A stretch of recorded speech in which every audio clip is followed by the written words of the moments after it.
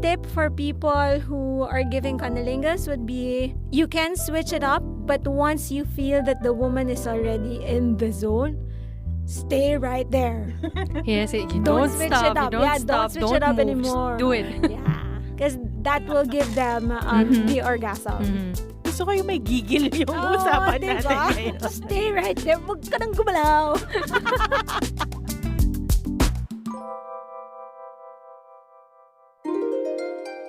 I'm Rico Cruz, a licensed psychologist, a sex educator, and a sex and relationships therapist. For years, I've listened to women talk about their self-doubt, apprehensions, and insecurities when it comes to sex. And what I want to tell them is this.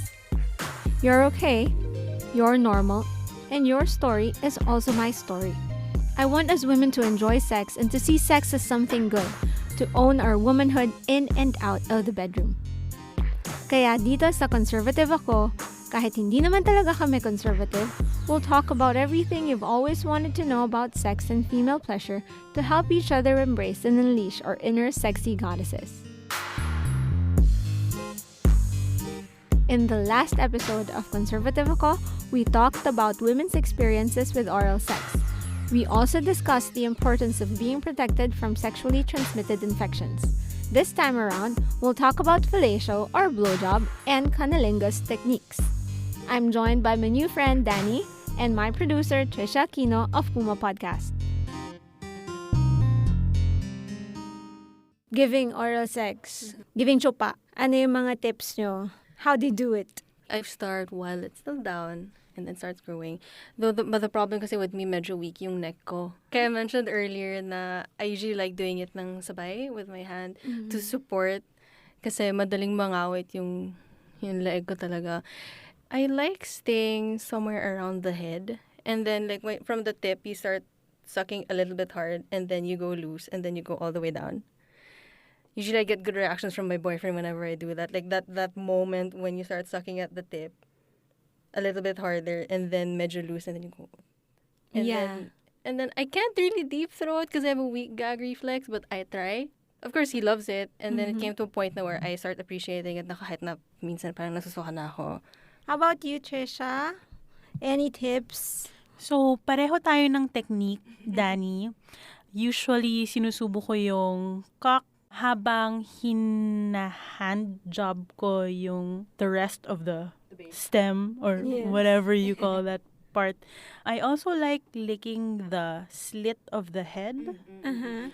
What I really like is when he drinks pineapple juice or he eats pineapples kasi talagang nag-iiba yung flavor. Nagiging matamis siya talaga. Napapansin ko talaga yung effect. And then I like to fondle the balls a bit gently while I do that. Pinapag-switch mo na minsan hinahawakan mo yung stem.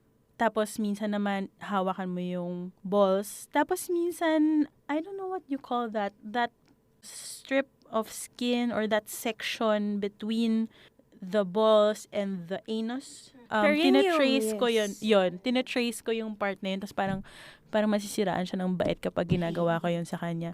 Pareho tayo, Danny, na I think issue talaga yun para sa mga babae or concern siya talaga na nakakangawit talagang mag-blowjob. Paminsan, kailangan ko mag-rest. So, mouth off muna and then just let the hands do the work and then maybe lick a nipple and then go back to giving a blowjob. Minsan, kiss the stomach or kiss the thighs. I feel like mas nakakangawit for us compared to when guys do it. Kasi sa atin, it's like we go up and down. And then for guys, it's mostly just the tongue and moving left to right or up and down. Ganun lang.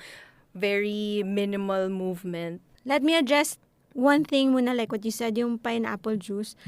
If for you it works, that's actually good.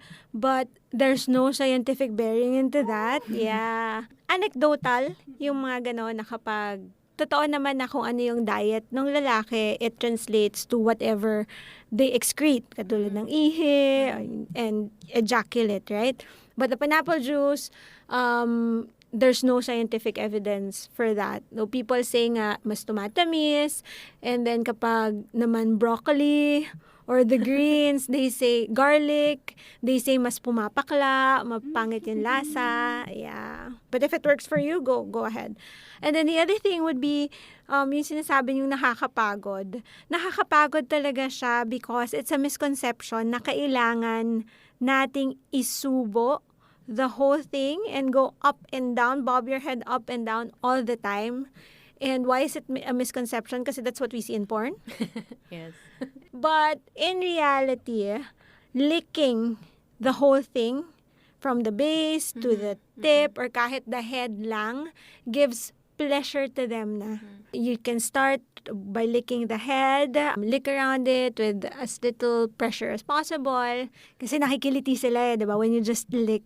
Tapos, dun sa head na yon, basically, we're talking about the circumcised penis, ha? Pagka inangat mo yung parang mushroom head na yon, merong skin that's called the frenulum or the V spot, they say, which is also a sensitive pleasure spot that you can lick. I-lick mo lang yun like ice cream.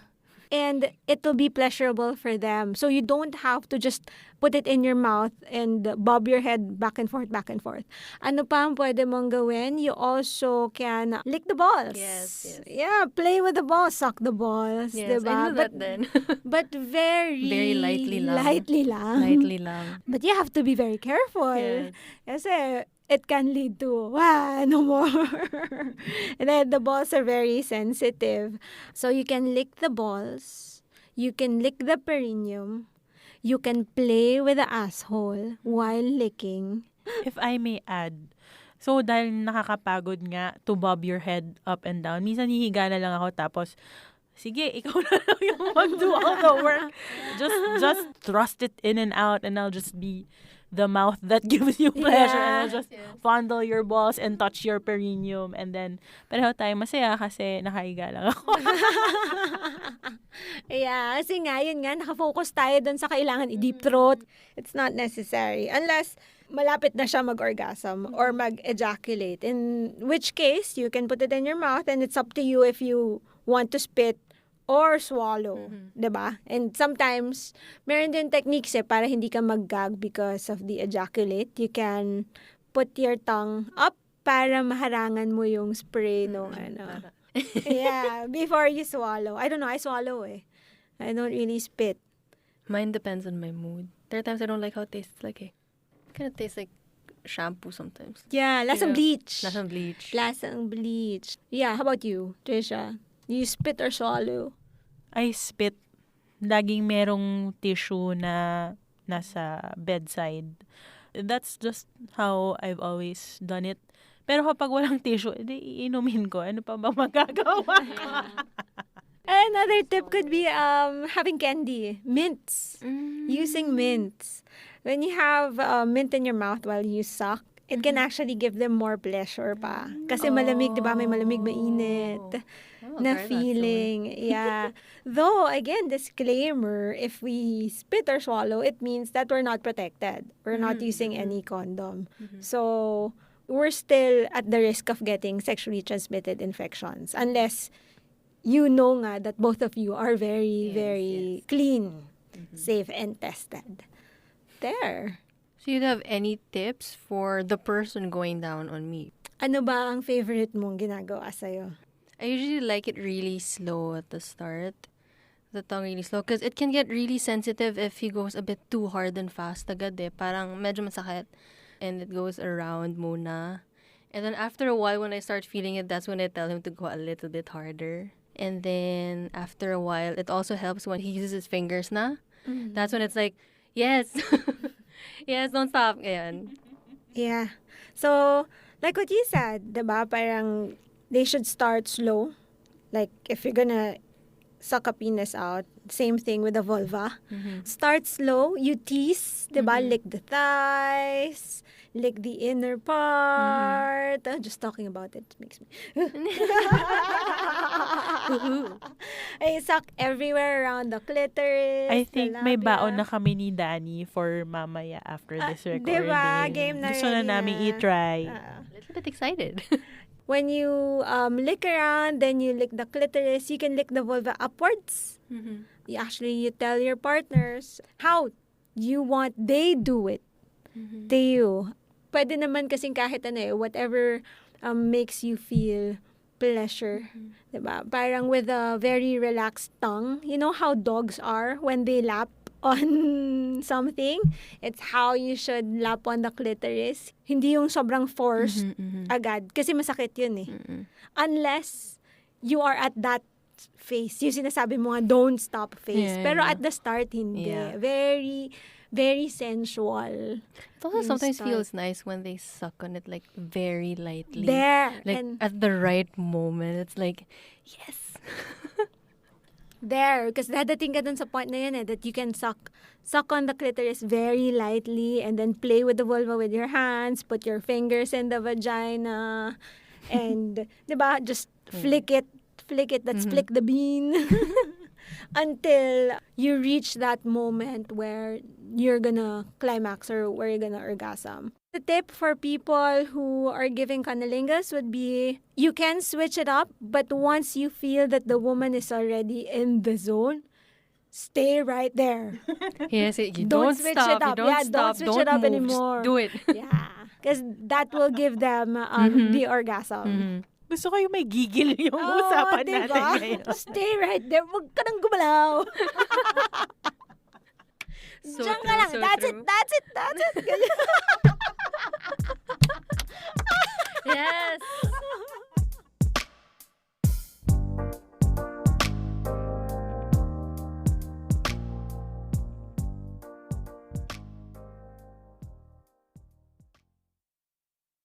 So I'm sure your clients ask about oral sex. Doc Rica, what are the anxieties or concerns about this and what do you advise? For women, number one would be receiving oral sex. Some women don't like it because they feel that they're baho down there. They don't want to be seen up close. Kasi when you're giving oral sex, diba, the vulva is right in front of you. So they feel very vulnerable. Na It's like we're parang, not as confident as men. No, Like, get they're- out. For they're us, it's like, not. no, don't look. you know why? Because they don't know what it looks like too. Diba, we were raised na, wag mo hawakan yan, madumi yan, pangit yan, diba? So, very negative messages on the vulva. So, ayaw na rin nila ipakita sa iba. Yun yung mga inhibitions. Pangalawa, yun nga, feeling nila madumi, mabaho. So, ayaw nila nun. And then also, when you go down on a woman and then they start to orgasm, that's their most vulnerable state eh. Na as opposed to penetrative sex, hindi mo nakikita yung buo eh. Kapag oral sex, kasi nakikita ka eh. Di ba nakikita mo yung... Like right in front of you. Yes. So, yun, yung parang natatakot. Nahiya sila natatakot. Which is, again, part of the consequences of the messages that we heard growing up on sex and being a woman who's not supposed to be a sexual person. Giving oral sex naman, meron din gano'n na parang ayoko madumi. Diba? Or I don't know how to, or nakakapagod. Ganon yung mga issues na pwede namang magawa ng paraan. Like what I said a while ago, diba? Yeah, usually when you start thinking that doing oral is a way to really give back and not just because you just have to do it, that's when you really start enjoying it. Eh. Parang, oh, this is making him feel good. At the start din kasi I was really a fan as well. Kasi medyo conservative ako. You know? Pero after that's a our while, show, conservative ako. Right, Yeah. diba? So parang after a while, when you're really starting to realize, no, it's good to give back and receive at the same time, diba? So that's when you start enjoying it. Like, yeah, I have this control over you. Yeah. You take that sexual agency and that power and you use it to your advantage for your relationship, and it's not necessarily parang I am just doing this para dahil gusto niya. You're also doing it for yourself. If you look at it that way, it becomes pleasurable too. So dalawa pa kayong nagbe-benefit. Not just him, also you. Because it's the same way that how men think about giving oral sex to women. They give it because they want the women to be pleased. And they want the women to be pleased para ma-feel nilang macho sila. Magaling sila. Diba? That kind of thinking Yes. will actually help All of you. All of us. Yes. Anything else, Trisha? There is something to be said about exerting that power over your partner na parang kaya mo siyang gawing sobrang enraptured and helpless Yeah. afterwards na parang ang galing-galing ko. True. Na true. parang I brought you down to your knees and you were putty in my hands. Yeah. I feel like not a lot of women think that way. It's usually like, oh, the guy is taking control over you. But it's not very common for the woman to really feel like, I'm doing this because I really want to do you. That's why we have this Yung show. Control. Like, I like being at the bottom as well, being like the little vulnerable little girl every now and then. But at the same time, I also like exerting that power and control talaga. It's like, I can do whatever I want. And I've also learned that my partner also does enjoy it na parang hindi lang yung laging siya yung gumagawa nung lahat ng work. Like, all the teasing and the build-up coming from him, but sometimes he also likes it when I'm the one who initiates things, and we have this like little power switch up every now and then. It's very fun. It's sobrang enjoyable siya, and I really hope more women get more in touch with their sexualities and really just enjoy it talaga. If you wanna use your power over your significant other or like someone you're dating, go lang. Like, there's nothing wrong with being the powerful woman on top of the man. Yeah. Parang ganun. Thank you. That's actually the message of this whole show. It's to help women embrace and own their sexual agency. You talked about it in terms of power, but it's really their sexual agency na owning your sexual Yes, self. And that was this episode of Conservative Ako. In the next episode, we'll talk about first-time sex. Will it hurt? What should you expect? How can you prepare for it? To make sure you don't miss it, subscribe to Conservative Ako on Anchor, Spotify, Apple Podcasts, or your favorite podcast platforms. And let's continue the conversation about female sexuality and pleasure online. Follow me at _Rica Cruz on Twitter and Instagram.